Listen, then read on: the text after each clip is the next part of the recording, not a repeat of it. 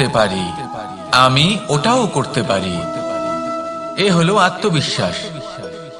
শুধুমাত্র আমি এটা করতে পারি, শুধুমাত্র আমি ওটাও করতে পারি, আমি হলাম সর্বশ্রেষ্ঠ, এটা হলো অহংকার।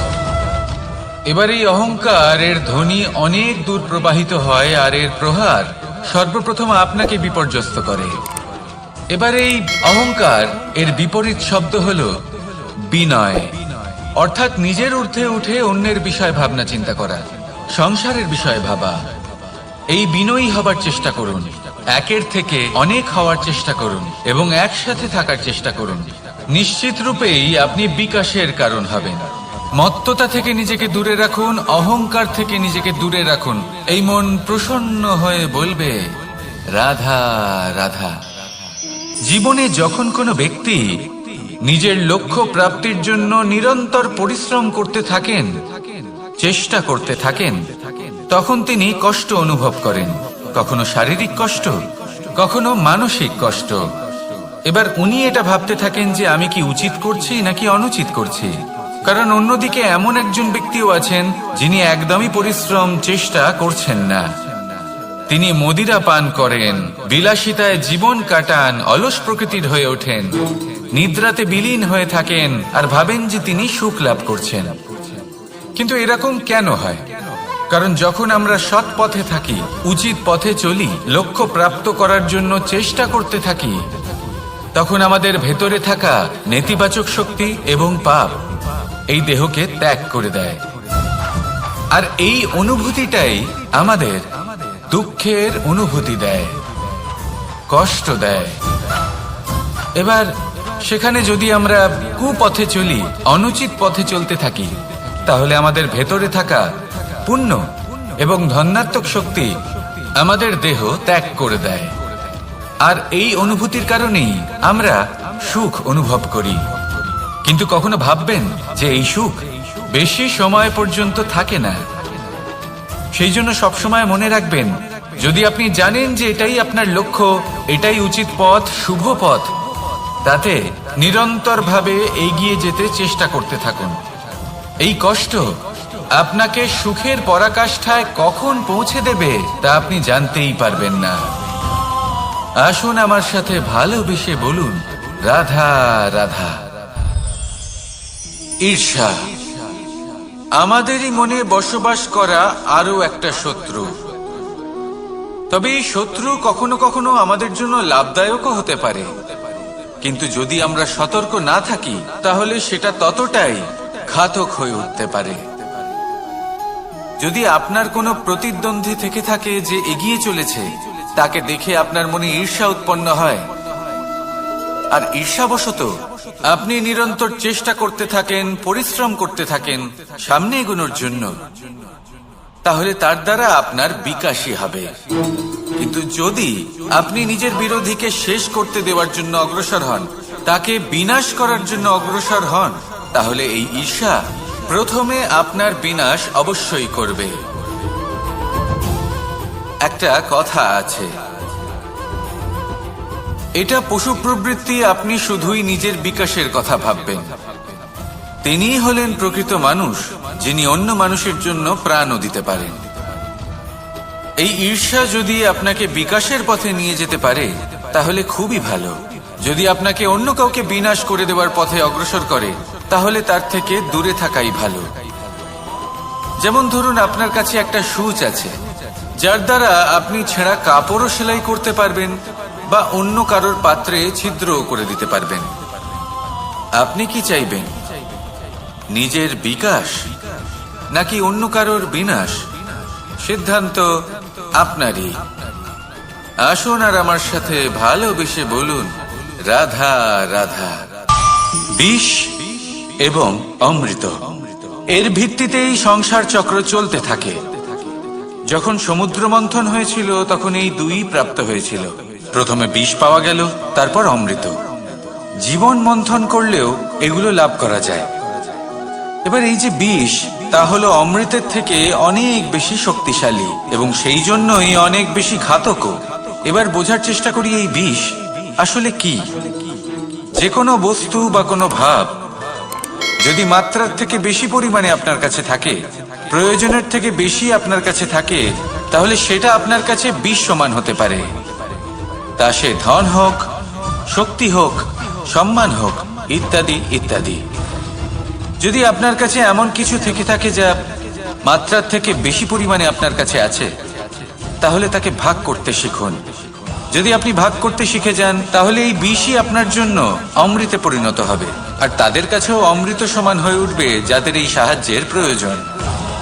তাহলে ভাগ করে নিতে শিখুন আর আমার সাথে ভালোবেসে বলুন, রাধা রাধা। কোনো বাড়িতে, কোনো পরিবারে যখন কারোর জন্ম হয়, তখন তা কত সুখের মুহূর্ত হয়। সেই ছোট্ট সন্তান যখন কিছুটা বড় হয়, সে হাঁটার চেষ্টা করে, আর সেই প্রক্রিয়াতেও খুব বড় একটা শিক্ষা লুকিয়ে রয়েছে, ঠেলে দেওয়া। যখন আপনি হাঁটতে চান, সামনে এগোতে চান, তখন আপনি কি করেন? নিজের পায়ের তলার যে মাটি, তাকে আপনি পেছনে ঠেলে দেন।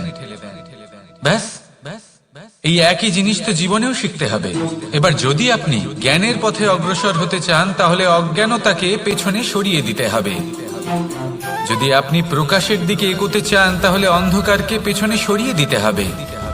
যদি আপনি ভবিষ্যতে সফল হতে চান, তাহলে অতীতের যে অসফলতাগুলিকে পেছনে সরিয়ে দিতে হবে। যে জল বইতে বইতে থেমে যায়, তাকে আমরা নালা বলে থাকি। তার থেকে দুর্গন্ধ বের হয়, কিন্তু যে জল বইতেই থাকে তাকেই আমরা পবিত্র জল বলি। তাহলে আপনিও কর্ম করতে থাকুন, কখনো থামবেন না, আর আমার সাথে ভালোবেসে বলুন, রাধা রাধা। ধন্যাত্মক বিশ্বাস দেবে যে আপনি বড় বড় সমস্যার সমাধান করতে পারবেন। এবার যদি কথা বলি সব থেকে কঠিন সময়ের, তাহলে সেটা হলো বিচ্ছেদের। যা মা সীতাকে সহ্য করতে হয়েছে শ্রীরামের জন্য, রাধা কৃষ্ণকেও সহ্য করতে হয়েছে। যে ব্যক্তি বিচ্ছেদের সময় সঠিক পথে চলে এসেছে, সে জীবনে অনেক শ্রেষ্ঠ স্থানে অবশ্যই পৌঁছতে পারবে। এবার যদি কথা বলি সব থেকে জরুরি এবং গুরুত্বপূর্ণ সময়ের, তাহলে সেটা হলো সংযোগ। সকলকে সাহায্য করতে থাকুন। আপনি অন্যদের সাহায্য করে তাদের যত আনন্দ দিতে পারবেন, ততটাই আনন্দ আপনারও জীবনে অবশ্যই আসবে। আসুন আর আমার সাথে ভালোবেসে বলুন, রাধা রাধা। কামবোধ, এটাই আপনার অন্তরের প্রথম শত্রু। বেশিরভাগ মানুষই কামবোধ বলতে লালসা বোঝেন, কিন্তু এটা সম্পূর্ণ সত্য নয়। কামের আসল অর্থ হলো কামনা। এটা খুবই সহজ ব্যাপার। মনুষ্য শরীর থাকলে, মানুষের মন থাকলে, এই কামনা অবশ্যই থাকবে। এবার এটাই দেখতে হবে যে এই কামনা নেতিবাচক কামনা নাকি ইতিবাচক কামনা। অন্য কারোর জিনিসে নজর দেওয়া, অন্য কোনো মানুষের উপর নজর দেওয়া, কোনো অনুচিত বস্তুর দিকে নজর দেওয়া, এই নেতিবাচক কামনা। আর এই দুষ্কামনা মানুষকে দিয়ে অপকর্ম করাবেই করাবে। তাই মনে রাখবেন, যে ব্যক্তি নিজের কামনাকে নিয়ন্ত্রণে রাখতে পারেন, তিনি সঠিক পথেও থাকেন, সঠিক লক্ষ্যে পৌঁছতেও পারেন। যিনি কামনা নিয়ন্ত্রণে রাখতে পারেন না, তিনি তার পথও হারিয়ে ফেলেন এবং লক্ষ্যচ্যুতও হন। তাই মনে রাখবেন, নিজের কামনাগুলিকে নিয়ন্ত্রণে রাখুন। কাম নামক এই শত্রুর ওপর বিজয় লাভ করুন, আর আমার সাথে ভালোবেসে বলুন, রাধা রাধা। ক্রোধ, আপনার অন্তরের আরো একটা শত্রু। এই ক্রোধ আসলে কি? আপনার মনের এক ভাবনা, যা আপনার মনেই উৎপন্ন হয়। এই মন আত্মার সাথে যুক্ত থাকে। এখন একটা ভাবনা যা আত্মার সাথে যুক্ত থাকে, তাকে অনুচিত কেন বলা হয়, সেটা বোঝার চেষ্টা করুন। ক্রোধ কখনো কখনো জরুরি হয়, বিশেষ রূপে তখন যখন আপনি সঠিক পক্ষে দাঁড়িয়ে রয়েছেন এবং সামনের ব্যক্তি অধর্মের পক্ষে রয়েছেন আর বিনম্রভাবে মানছেন না। যেমন শ্রীরাম ক্রুদ্ধ হয়েছিলেন সাগরের ওপর। ওটা উচিত ছিল, আর তা ততক্ষণই উচিত যতক্ষণ আপনি ক্রোধকে নিয়ন্ত্রণ করছেন। যদি ক্রোধ আপনাকে নিয়ন্ত্রণ করতে শুরু করে, তাহলে পরিস্থিতি এমনও হতে পারে, ধরুন একজন ব্যক্তির প্রতি ক্রোধের কারণে আপনি তার ক্ষতি করতে চান। আপনি একটা কয়লা হাতে নিলেন আর সেই কয়লা সামনের ব্যক্তির ক্ষতি করার পূর্বে আপনার হাত জ্বালিয়ে দেবে। ব্যাস, ক্রোধ এটাই করে। সর্বপ্রথম আপনার ক্ষতি করে, আপনার বিবেক হরণ করে নেয়, আপনি আপনার নিয়ন্ত্রণ হারিয়ে ফেলেন আর সবকিছু নষ্ট হয়ে যায়। বেশিরভাগ মানুষ ক্রোধে এমন সিদ্ধান্ত নেন যে সেটা তাদেরই বিনাশের কারণ হয়ে দাঁড়ায়। আর কিছু মানুষ বলেন যে আমাদের জীবনে এত যন্ত্রণা আছে, এত সংকট আছে যে ক্রোধ উৎপন্ন হবেই। আর এরকম সময় এটাই উচিত হবে যে আপনি নিজেকে ক্রোধের থেকে দূরে রাখুন আর তারপর সমস্যার নিবারণ করুন। আর এই নিবারণই আপনার জীবনকে একটা শ্রেষ্ঠ স্তরে পৌঁছে দেবে। তাহলে ক্রোধ থেকে দূরে থাকুন, সুপ্রসন্ন থাকুন আর আমার সাথে ভালোবেসে বলুন, রাধা রাধা। লোভ আপনার অন্তরের আরো একটা শত্রু। দেখতে গেলে এটা একটা শব্দ, একটা সংস্কৃতি। এটাই হলো লোভ। আর এই লোভ যখন গ্রাস করে তখন আপনি যা পেতে চান, সে ধনই হোক বা মানই হোক, তা অর্জন করার জন্য মানুষ যে কোনো স্তরে পৌঁছে যেতে পারে। যদি মানুষ ধন অর্জন করতে চান তাহলে তার জন্য তারা অধর্মের পথেও চলতে পারেন। যদি সম্মান অর্জন করতে চান তাহলে অন্য মানুষকে ছোটও করতে পারেন। শেষ পর্যন্ত আপনার এটা মনে হতে পারে যে যদি একটু অল্পই প্রাপ্ত করতাম কিন্তু ভালোবেসে প্রাপ্ত করতাম, এই জীবন আরো অনেক বেশি সুখী হতো। লোভ আপনার জীবনে, আপনার মনে কখন যে প্রবেশ করবে সেটা আপনি জানতেও পারবেন না। তাই এটা চিনতে শিখুন আর তৎক্ষণাৎ জীবন থেকে বাইরে ফেলে দিন। যা কিছু লাভ করতে চান তা ভালোবেসে লাভ করুন আর সেই ভালোবাসার সাথেই বলুন, রাধা রাধা। মোহ আপনার অন্তরের আরো একটা শত্রু। এবার মানুষ প্রেম আর মোহের মধ্যে পার্থক্য বুঝতে পারে না। কিছু মানুষ ভাবে যে মোহর মধ্যে খারাপ কি আছে। যদি কোনো মানুষের তার বাবা মার প্রতি, তার সন্তানের প্রতি মোহ থাকে, তবে খারাপ কি আছে? খারাপ আছে, আর সেটা তাদের জন্য খারাপ হতে পারে যাদের প্রতি আপনার এই মোহ আছে। এবার মোহ আর প্রেমের মধ্যে পার্থক্য আপনাকে বোঝাচ্ছি। মোহ শুধুমাত্র পেতে চায়, সেখানে প্রেম শুধুমাত্র দিতে শেখায়। এই দুই পরিস্থিতিতেই আপনার হাত প্রসারিত থাকে। মোহের ক্ষেত্রে কোনো বস্তু বা কোনো ব্যক্তিকে লাভ করার জন্য, আর প্রেমে শুধুই প্রদান করার জন্য। মোহর বশে আপনার পায়ে বাঁধন পড়ে যেতে পারে। যদি মাতা পিতার তার সন্তানের প্রতি মোহ থাকে তাহলে তারা তাদের সন্তানকে কখনো দুঃখে, চিন্তায়, যন্ত্রণায় দেখতেই পারবে না। সেই জন্য তারা সন্তানকে বেঁধে রাখতে চান একটা সুরক্ষিত ক্ষেত্রে, যেখান থেকে না তারা সংসারকে দেখতে পায়, না পরখ করতে পারে, না কিছু শিখতে পারে, না বিকট পরিস্থিতির সম্মুখীন হতে পারে। ঠিক যে কারণে তারা দুর্বল হয়ে পড়ে, অজ্ঞানী হয়ে ওঠে।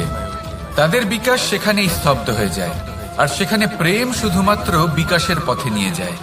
মা বাবা যদি সন্তানকে ভালোবাসেন তাহলে তাকে ছেড়ে দেন যে যাও সংসারকে দেখো, পরখ করো আর শেখো। কিভাবে এর সাথে লড়াই করতে হবে সেটা নিজে শেখো। নিজের শক্তি নিজেই বাড়িয়ে তোলো, নিজের পথ চয়ন করো। সেই জন্য এই মোহর শিকল ভেঙে ফেলুন আর প্রেমকে আপন করে নিন। আর এই প্রেম দ্বারাই বলুন, রাধা রাধা। আলস্য আপনার আরো একটা অত্যন্ত বড় শত্রু, যা আপনার মনের মধ্যে বসবাস করে আর ধীরে ধীরে আপনার কার্য শরীরের একটা অংশ হয়ে ওঠে। সব কাজে দেরি করিয়ে দেয়, সবকিছু নষ্ট করে দিতে পারে এই আলস্য। এই কাজ আজকে হলো না, কোনো ব্যাপার নয়, কালকে করে নেব।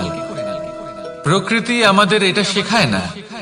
ভেবে দেখুন, যদি সূর্য এটা ভাবে যে কাল উদিত হব না, কিছুদিন পরে উদয় হব, তাহলে কি হবে? সমগ্র পৃথিবীর বিনাশ হয়ে যাবে, ঠিক কিনা? দেখুন, এই আলস্য নিয়ে খুব সুন্দর একটা কথা আছে, আলস্যস্য কুত বিদ্যা। অর্থাৎ যিনি অলস হয়ে বসে থাকেন তিনি বিদ্যা লাভ করেন না, জ্ঞান লাভ করেন না, আর জ্ঞান না থাকলে তিনি ধন অর্জন করতে পারেন না। তার জীবনে সুখ স্বাচ্ছন্দ্যের অভাব থাকে। বন্ধুর অভাব থাকে, যেখানে সুখ স্বাচ্ছন্দ্য নেই, মিত্র নেই, আপনজন নেই, জ্ঞান নেই, সেখানে আনন্দ কিভাবে বাস করতে পারে? সেই জন্য কথায় আছে, যিনি কর্ম করেন তিনি এই সংসারে যে কোনো সুখ স্বাচ্ছন্দ্য ভোগ করতে পারেন। তাই কর্ম করুন, সময়কে সম্মান করুন, আর এই আলস্যের উপর বিজয় লাভ করুন। আর আমার সাথে ভালোবেসে বলুন, রাধা রাধা। জীবনে যদি আপনি বন্ধু লাভ করতে চান, তাহলে আপনাকে অনেকগুলো কাজ করতে হবে। প্রথমে একজন যোগ্য পাত্র সন্ধান করতে হবে, তারপর তার সাথে সময় কাটাতে হবে, সুখ দুঃখে তার সাথে থাকতে হবে, তবে গিয়ে সে বন্ধু হবে। কিন্তু যদি আপনি শত্রু খুঁজতে চান, তাহলে কোথাও যাওয়ার দরকার নেই, কারণ আপনার সব থেকে বড় শত্রু আর কোথাও নেই, আপনারই মনের মধ্যে, আপনার চেতনায় রয়েছে। ক্রোধ, মোহ, লোভ, কাম, মদ, মাৎসর্য। এ এমন 6 সব থেকে বড় শত্রু, যা আপনার আগামী 7 জন্ম নষ্ট করে দিতে পারে, যদি আপনি এদের না সামলাতে পারেন। এবার এদের সাথে যদি যুদ্ধ করতে হয়, তাহলে একটা মহাভারতের মতো দেখুন, যেখানে অর্জুনও আপনি আর কৃষ্ণ সেই আপনি। কারণ এই যুদ্ধ আর অন্য কারোর সাথে নয়, বরং নিজের সাথে।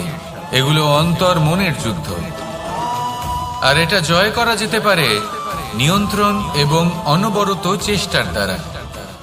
তাই এটাই করুন, এই 6 শত্রুকে পরাজিত করুন এবং আমার সাথে ভালোবেসে বলুন, রাধা রাধা।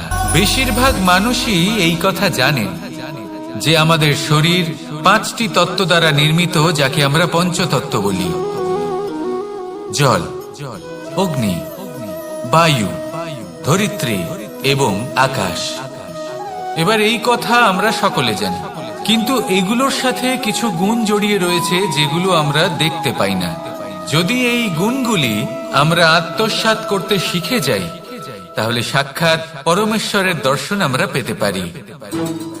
যদি কথা বলি প্রথম তত্ত্বের, জলের কথা, জল যা প্রত্যেক জ্বলনকে শীতলতা প্রদান করে। এই জলকে দেখুন, যা শুধু প্রবাহিত হতে জানে, থামতে জানে না। জল পাথরের সাথে সংঘর্ষ করতে জানে, যার পথে অনেক বাধা আসে, কিন্তু সে প্রবাহিত হতে থাকে। নিরাকার হলো এই জল, যে কোনো পাত্রেই রাখুন না কেন, তার আকার ধারণ করে নেবে। এটাই হলো এর বিশেষত্ব, এবং এটাই হলো আমাদের শিক্ষা। কিভাবে প্রবাহমান থাকতে হবে, কিভাবে আমাদের থামলে চলবে না, তাতে আমাদের পথের মধ্যে যতই যেরকমই সমস্যা আসুক না কেন, আমাদের এই জলের মতোই নিরাকার হয়ে যে কোনো পরিস্থিতিতেই প্রবাহমান থাকতে হবে। এই শিক্ষাই জলের থেকে লাভ করুন, আর আমার সাথে ভালোবেসে বলুন, রাধা। করুক না কেন, প্রেম পূর্বক সহ্য করে, আর তার বদলে অমূল্য রত্ন প্রদান করে। সন্তান যদি হাল চালায়, তাহলে তার বদলে তাকে অন্ন প্রদান করে। এটাই হলো ধরনী। এবার এর থেকে আমরা কি শিক্ষা পেতে পারি?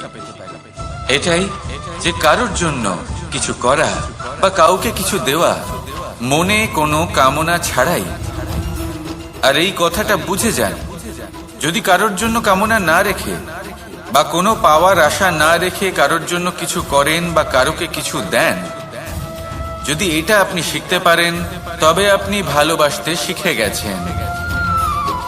আর সেই জন্যই এই ধরিত্রীকে মাতা বলা হয়, কারণ মাতা শুধু উনি নন যিনি গর্ভে সন্তানকে ধারণ করেন, মাতা তো উনিও যিনি জীবন বাঁচতে শেখান, যিনি জীবন বাঁচার উদাহরণ প্রদান করেন। তাহলে ধরনীর থেকে এই নিঃস্বার্থ ভাব শিখুন, নিঃস্বার্থ ভালোবাসা শিখুন, আর এই ভালোবাসার সাথেই বলুন, রাধা রাধা। বায়ু পঞ্চতত্ত্বের মধ্যে তৃতীয় তত্ত্ব। কেউ একে সমীর বলে, আবার কেউ একে পবন বলে। প্রথম কথা হলো এটাই যে এই বায়ু আমাদের জীবন দান করে প্রতিদিন, প্রত্যেক মুহূর্তে। এই বায়ুর কারণেই আমরা নিঃশ্বাস নিতে পারি, জীবিত থাকতে পারি। এই বায়ুই হলো সেই যা সকল মেঘেদের একত্রিত করে একটি স্থানে আর বর্ষা ঘটায়। আর এই বর্ষার কারণেই এই ধরিত্রীতে অন্ন উৎপন্ন হয়। এই বায়ুকে দেখুন, কখনো এতটা সৌম্য যে আপনার কোনোই তফাৎ বোধ হয় না, আর কখনো কখনো এমন রূপ ধারণ করে ফেলে যে অনেক বড় বড় পর্বতের আকার পর্যন্ত বদলে ফেলে। এটাই হলো বায়ুর বিশেষত্ব। বায়ু শেখায় যে সময়ের সাথে সাথে বইতে থাকো, সকলকে জীবন দান করো, সকলকে সাহায্য করো, কিন্তু যখন বিপদ সামনে আসবে তখন দৃঢ় হয়ে সম্মুখীন হও। বাধা অনুযায়ী নিজেকে গড়ে নিতে হবে, আর কখন কতটা কঠোর হতে হবে আর কখন কতটা সৌম্য হতে হবে এটা বায়ুকে দেখে শিখুন, আর আমার সাথে ভালোবেসে বলুন রাধা রাধা। অগ্নি চতুর্থ তত্ত্ব, সব থেকে বেশি গুরুত্বপূর্ণ কিন্তু তার থেকেও বেশি ভয়াবহ। কখনো অগ্নিকে নিয়ন্ত্রিত রূপে উনুনে জ্বলতে দেখে তার খুব বেশি গুরুত্ব থাকে না, কিন্তু যখন অসংখ্য পাথরের টুকরো একত্রিত হয় তখন তা পর্বতের আকার ধারণ করে। সেইভাবেই কিছু মানুষ যখন একত্রিত হন তখন তৈরি হয় পরিবার, কিছু পরিবার যখন একত্রিত হয় তখন তৈরি হয় সমাজ, যখন অনেক সংখ্যক সমাজ একত্রিত হয় তখন তৈরি হয় রাজ্য। এবার এই রাজ্যের সব থেকে গুরুত্বপূর্ণ ব্যক্তি হতে পারেন রাজা, কিন্তু তাও সেই রাজা একা কিছু করতে পারেন না। যুদ্ধ লড়ার সময় তারও নিজের সৈন্যদলকে প্রয়োজন পড়ে। কিন্তু এই সংসারে এমন একজন ব্যক্তি আছেন যিনি একাই সব কাজ করতে থাকেন, এবং সেই ব্যক্তি হলেন মা। আমাদের জীবনে একজন পিতার ভূমিকা কিন্তু নিঃসন্দেহে অমূল্য, কিন্তু আমাদের সকলের জীবনে যে ভূমিকা একজন মায়ের তা অন্য কারোর থাকে না। একজন মা একাই সন্তানকে বড় করতে পারেন, সংস্কারী করে তুলতে পারেন, তার জন্য পরিশ্রম করেন, আর এত কিছু কাজ করার পরেও তার কাজের জন্য তিনি প্রশংসা অবশ্য পান না। উল্টে যদি সেই সন্তান অনুচিত পথে চালিত হয়, অনুচিত কর্ম করে, তখন সেই মাকেই অপবাদের পাত্র হয়ে উঠতে হয়। আমাদের জীবনে মায়ের যোগদান কতটা সেটা বুঝুন। আপনাকে বড় করে তোলার জন্য উনি কতটা পরিশ্রম করেছেন সেটা বুঝুন। আজ থেকে, এখন থেকে, এই মুহূর্ত থেকে মাকে সম্মান করতে শিখুন। যখন সময় পাবেন, যখন সুযোগ হবে, তখন তার প্রশংসা করুন, ওনারও ভালো লাগবে। আর মায়ের এই মমতার জন্য, তার এই ভূমিকার জন্য আসুন সবাই মিলে আমরা তাকে প্রণাম করি, আর সকলে মিলে ভালোবেসে বলি রাধা রাধা।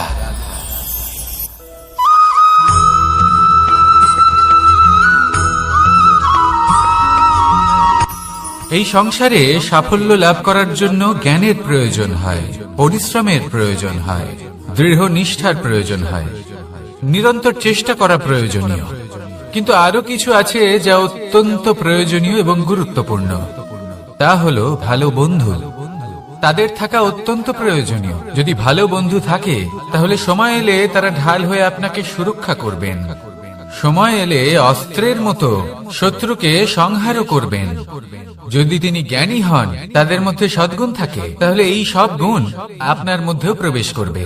তাহলে সাফল্যের জন্য ভালো বন্ধু পাওয়া অত্যন্ত প্রয়োজনীয়।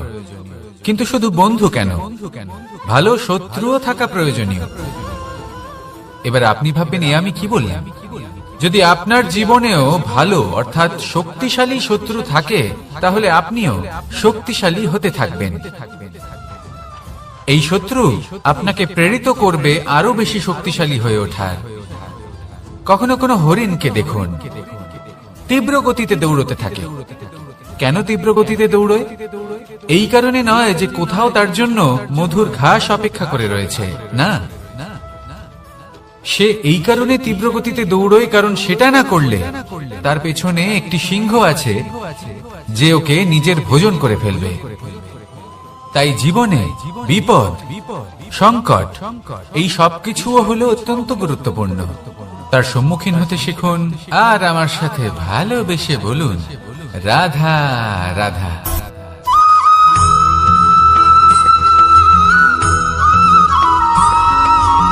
মানুষ জন্মগ্রহণ করে, তার সাথে ভয়েরও জন্ম হয়। ছোটবেলা থেকেই আমাদের মনে কোনো না কোনো প্রকারের ভয় থেকেই যায়। কেউ এই বিষয়ে ভয় পায় যে তার কোনো বস্তু তার থেকে দূরে চলে যাবে। এটাই ঘটে আমাদের জীবনেও। এবার প্রবাহমান আয়ুর সাথে আমরা আমাদের অন্তরে যদি একটা প্রদীপ প্রজ্বলিত করে নিই, তাহলে বিষয়টাই অন্যরকম হবে। এবার আপনি বলবেন কোন প্রকাশের কথা বলছি যা আমাদের অন্তরে জাগ্রত করা সম্ভব? আমাদের আত্মার মাঝে প্রেমের প্রকাশ জাগ্রত করার কথা বলছি। কারণ আমাদের এই জীবন এও হলো দিনের আলোর মতো। আজ প্রকাশ আছে, কিন্তু কোনোদিন অবশ্যই অস্ত হবে। কিন্তু অস্ত হবার আগে যদি আমরা আমাদের আত্মার মাঝে প্রেমের এই প্রকাশ উজ্জ্বলিত করে নিই, তাহলে আমাদের সন্ধ্যাকালও আমরা আনন্দে এবং প্রেমে যাপন করব। তাহলে আসুন আর আমার সাথে ভালোবেসে বলুন, রাধা রাধা।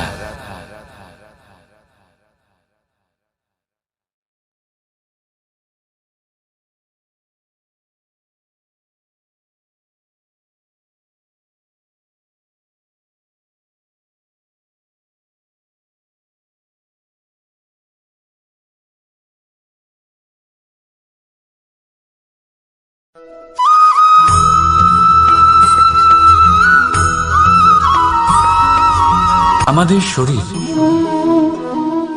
প্রকৃতির সর্বশ্রেষ্ঠ রচনা। যে অঙ্গ প্রত্যঙ্গ আমরা লাভ করেছি, প্রত্যেকটির মধ্যে একটি নিজস্ব বার্তা রয়েছে।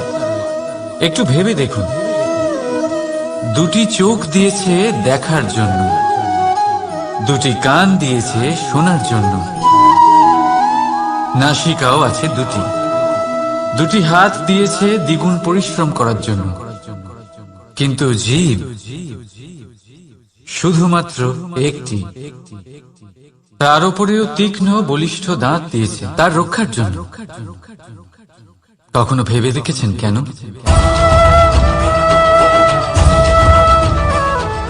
কারণ শব্দ আর শব্দের প্রয়োগ মানুষের সবচেয়ে বড় অস্ত্র, যার প্রয়োগ যত ভেবে চিন্তে করা যায়, মানুষ তার জীবনে ততটাই উপরে উঠতে পারে। তাহলে মনে রাখুন, দেখুন, শুনুন আর বুঝুন বেশি, বলুন কম। রাধা রাধা।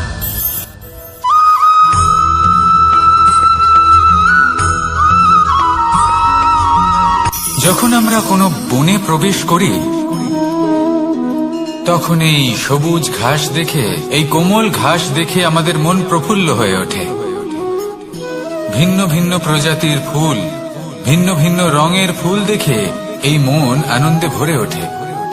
এখানে শিশুরা আনন্দ লাভ করে, বড়রা ভোজন গ্রহণ করেন, কথাবার্তা বলেন, হাঁটাহাঁটি করে বেড়ান। এবার ভেবে দেখুন, যখন এই উপবনের নির্মাণ হয়েছিল, সেই সময় যদি এই মাটিকে সঠিকভাবে খনন না করা হতো, যদি তাতে সঠিকভাবে বীজ রোপণ না করা হতো, যদি কোনো সংঘর্ষ না হতো, পরিশ্রম না করা হতো, যদি চলতে চলতে পায়ে কাঁটা না বিঁধে যেত, তাহলে এই সুন্দর বন দেখে আমরা কি এই আনন্দ লাভ করতে পারতাম? কখনোই নয়। ধরুন কোনো নদীর তটে সুন্দর একটি বন আছে, সেই বনের আনন্দ লাভ করতে গেলে আপনাকে সেই নদী পার করতেই হবে। যদি সুখের নদীর কাছে পৌঁছতে চান, তাহলে তটে যে কাঁটা রয়েছে সেগুলোর সাথে সংঘর্ষ করতেই হবে। এই সংসারে যদি আপনি সুখ লাভ করতে চান, তাহলে সুখ লাভের এই যাত্রা শুরু করতে হবে সংঘর্ষ দ্বারা। তাহলে সংঘর্ষকে স্বাগত জানান, এর পেছনেই সুখ রয়েছে যা আপনার জন্য অপেক্ষা করছে। এবার হাসুন আর আমার সাথে ভালোবেসে বলুন, রাধা।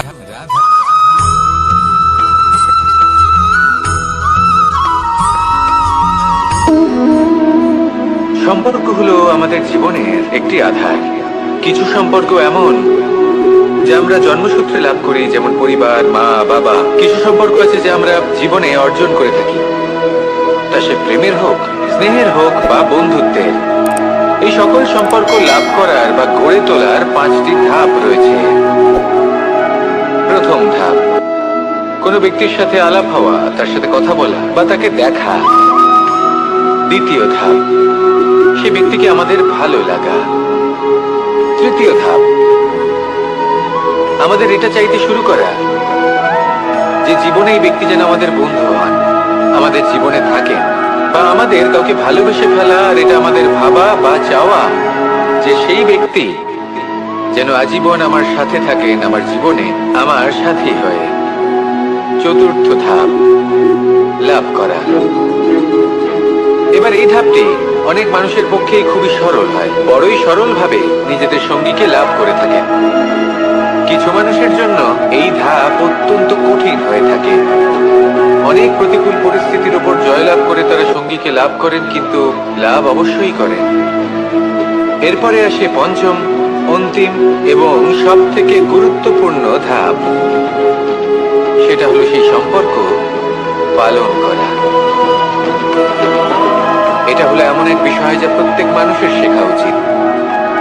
যদি ব্যক্তি নিজের জীবনে সম্পর্ক রক্ষা করতে শিখে যান, তবে প্রত্যেক সম্পর্ক তার জীবনকে স্বর্গ করে তুলবে। আসুন আর আমার সাথে ভালোবেসে বলুন, রাধা রাধা।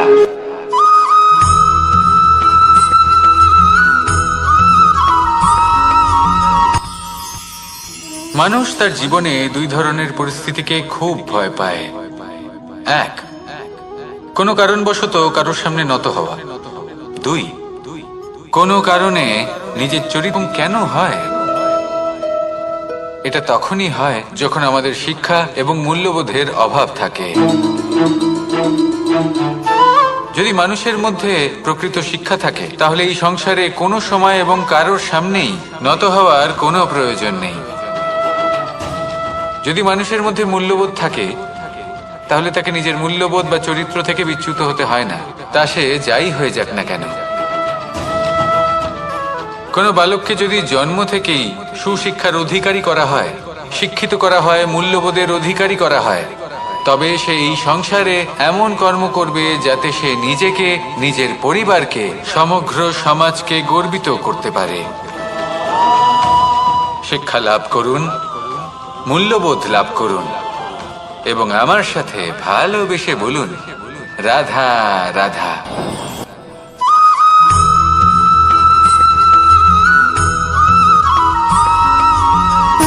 সুখ, দুঃখ এবং শক্তি, এই তিন হলো এই সংসারের ত্রিদেবের মতো। আমাদের জীবনে যা কিছু ঘটছে এই তিনটির ভিত্তির উপরেই হচ্ছে। আসলে এই সংসারের একটা নিয়ম আছে। যখনই আপনি কিছু লাভ করেন, এই সংসার আপনার পরীক্ষা নেয়।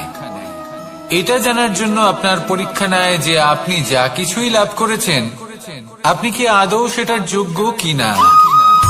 ঠিক সেইভাবেই এই সুখ, দুঃখ এবং শক্তি আপনার পরীক্ষা নিয়ে থাকে। যখন সুখ আসে, তখন সে আপনার পরীক্ষা নেয় যে আপনার মধ্যে অহংবোধ জাগ্রত হয়নি তো।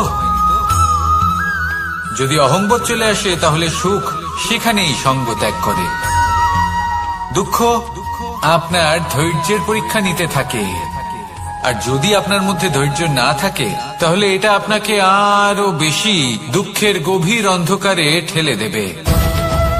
সেখানে শক্তি পরীক্ষা নেয় আপনার বিনম্রতার। যদি আপনি বিনম্র না হন, তাহলে হয় এই শক্তি আপনার সঙ্গ ত্যাগ করবে, নয় এই শক্তি বিনম্রতার অভাবে আপনার পতনের কারণ হতে পারে।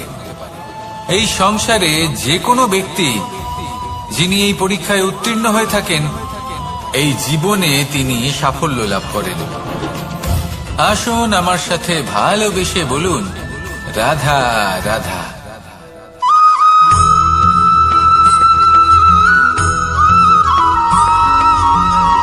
জীবন কিসের উপর নির্ভরশীল? ধনের উপর, বৈভবের অনুভব যদি আপনি করতে চান, তাহলে তা পাবেন শুধু একতার দ্বারা। সংগঠনের দ্বারা। যদি আপনাকে উদাহরণ দিই, নিজের এই হাতটাকে দেখুন, 5টা আঙুল রয়েছে। কোনো একটা বস্তুকে নিজের একটা আঙুল দ্বারা তুলে ধরার চেষ্টা করে দেখুন, বড়ই কষ্ট হবে। তখন আপনি বুঝতে পারবেন যখন এই 5টি আঙুল একত্রিত হয় তখন কোনো কাজ কতটা সহজ হতে পারে। এটাই হলো শক্তি, একতার। সব থেকে ভালো উদাহরণ যদি আপনাকে দিই তাহলে বাঁশি। এই বাঁশি থেকে অত্যন্ত মধুর সুর নির্গত হয় যা সবার মন প্রসন্ন করে দেয়। এই কথা সত্যি, কিন্তু এই বাঁশি আমি একটা বা দুটো আঙুল দিয়ে বাজাতে পারবো না। আমাকে প্রত্যেকটা আঙুল ব্যবহার করতেই হবে, তবেই এর থেকে মধুর সুর নির্গত হবে যা সকলকে প্রসন্ন করবে, ঠিক কিনা? ঠিক এইভাবেই যদি আপনি চান যে আপনার জীবনরূপী বাঁশি থেকেও মধুর সুর নির্গত হোক বা সবার মনকে প্রসন্ন করে তুলুক, তাহলে আপনাকেও জীবনে একতা নিয়ে আসতেই হবে। আপনি একাও কর্ম করতে পারেন, পথ চলতেও পারেন, সামনেও এগোতে পারেন, সাফল্যও লাভ করতে পারেন। কিন্তু যখন সকলে একসাথে এগোবেন, সেই পথে চলবেন, সেই কর্মই করবেন, তখন লক্ষ্যে অবশ্যই পৌঁছবেন, সাফল্য অবশ্যই লাভ করবেন। কিন্তু সেই সাফল্য এবং তার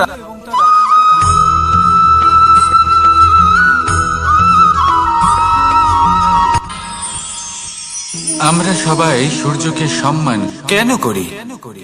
কারণ আমরা জানি যে সন্ধেবেলা যখন সূর্যাস্ত হবে তখন শুধুমাত্র অন্ধকার বাকি থাকবে। ঠিক কিছুটা এরকমই হয় আমাদের মাতা পিতাও, যিনি আমাদের জন্ম দেন, আমাদের ভরণ পোষণ করেন, আমাদের বড় করেন, আমাদের প্রেম প্রদান করেন। কখনো কখনো তাদের মুখ থেকে কটু কথা নিঃসৃত হয়, আমাদের দুঃখ হয়, কিন্তু তখন আমাদের এটা বোঝা উচিত এগুলি নিঃসৃত হচ্ছে আমাদেরই মঙ্গলের জন্য।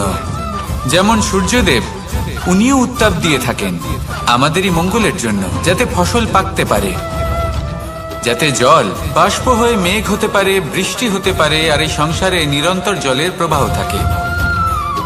আমাদের মাতা পিতা, তাদের কঠোর আচরণ, তাদের কঠোর অনুশাসনের পেছনে লুকিয়ে থাকে ওনাদের ভালোবাসা। আমাদের তা বুঝতে হবে, সসম্মানে ওনাদের গ্রহণ করতে হবে। কারণ ঠিক সূর্যাস্তের পরে যেমন চতুর্দিক অন্ধকারচ্ছন্ন হয়ে যায়, তেমনি আমাদের জীবন থেকে যখন আমাদের মাতা পিতা চলে যায় তখন আমাদের জীবনেও শুধু এবং শুধুমাত্র অন্ধকারই ছেয়ে থাকে। সেই জন্য নিজের মাতা পিতাকে সম্মান করুন, ওনাদের ভালোবাসা প্রদান করুন। এই মন আর এই জীবন প্রসন্ন হয়ে বলবে, রাধা রাধা।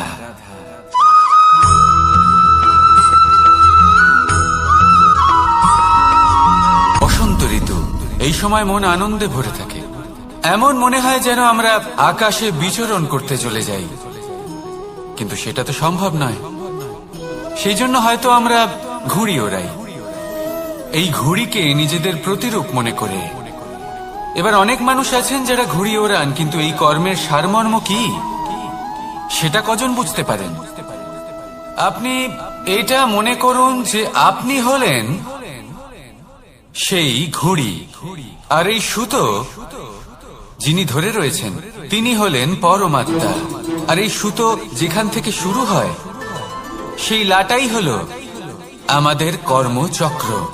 এবার আপনি নিজেই অনুমান করুন যে এই উড়ান কার ওপর নির্ভরশীল, পরমাত্মার ওপর আর আপনার কর্মের ওপর। যদি পরমাত্মা আপনার হাত ধরে থাকেন, আপনার সাথে থাকেন, যদি আপনি শুভ কর্ম করতে থাকেন, আপনি এই আকাশে উড়তে থাকবেন। কিন্তু কোথাও কোথাও যদি পরমাত্মার সাথে এই বন্ধন ছিন্ন হয়, আপনার কর্মচক্র খারাপ হয়ে যায় বা থেমে যায়, তাহলে আপনার এই ঘুড়ি কেটে যাবে আর দূরে কোনো গাছের ডালে গিয়ে আটকে যাবে। তাই শুধুমাত্র ঘুড়ি ওড়াবেন না, তার থেকে শিখুন, পরমাত্মার সাহচর্যে থাকুন, সবসময় শুভ কর্ম করতে থাকুন আর সবসময় এই আকাশে উড়তে থাকুন। আসুন আর আমার সাথে ভালোবেসে বলুন, রাধা।